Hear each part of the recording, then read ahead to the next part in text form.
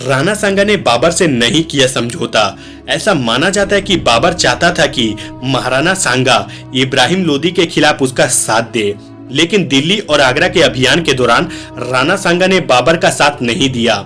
महाराणा सांगा को लगता था कि बाबर भी तैमूर की तरह दिल्ली में लूटपाट कर वापस चला जाएगा, लेकिन जब उन्हें देखा कि 1526 में बाबर ने इब्राहिम लोदी को पानीपत के युद्ध में हराकर दिल्ली पर शासन शुरू कर दिया, तब राणा ने बाबर के साथ युद्ध करने का निश्चय किया।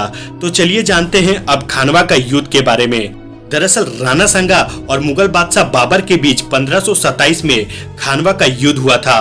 बाबर और राणा की सेना लगभग एक समान थी, लेकिन फर्क इतना था कि मुगल बादशाह बाबर के पास गोला बारूद थे और महाराणा सांगा के पास साहस और वीरता थी।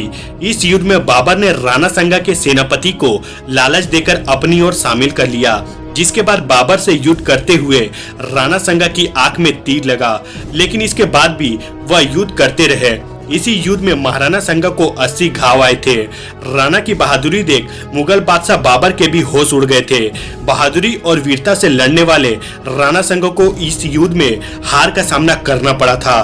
बताया जाता है कि खानवा के युद्ध में जब महाराणा सांगा बेहोश हो गए तो उनकी सेना उन्हें किसी सुरक्षित स्थान पर ले गई थी, जहां पर होश आने के बाद राणा सांगा ने फिर से युद्ध करने की ठानी और बिना विजय प्राप्त किए चित्तौड़ नहीं लौटने की कसम खाई।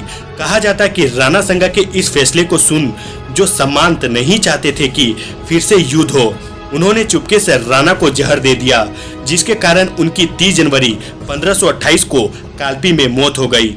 विधि विधान से राणा सांगा का अंतिम संस्कार मंडलगढ़ में किया गया। इतिहासकारों के मुताबिक महाराणा सांगा के दाह संस्कार के बाद उस स्थल पर एक छतरी बनाई गई। बताए तो यह भी जाता है कि मंडलगढ़ क्षेत्र में मुगल सेना पर राणा सांगा तलवार लेकर गरजे थे। इस युद्ध में राणा सांगा का सिर धड़ से अलग हो गया था, लेकिन इसके बाद भी उनका धड़ लड़ता हुआ वीर गति को प्राप्त हुआ। इस युद्ध में महाराणा सांगा का सिर मंडलगढ़ की भूमि पर गिरा था और उनका धड़ लड़ता हुआ चवंडिया तालाब के पास वीर गति को प्राप्त हुआ।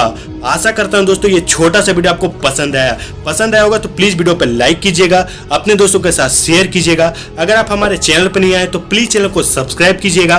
फिर मिलेंगे ऐसे इंटरेस्टिंग वीडियो के साथ, तब तक के लिए जय हिंद, जय भारत, वंदे मातरम।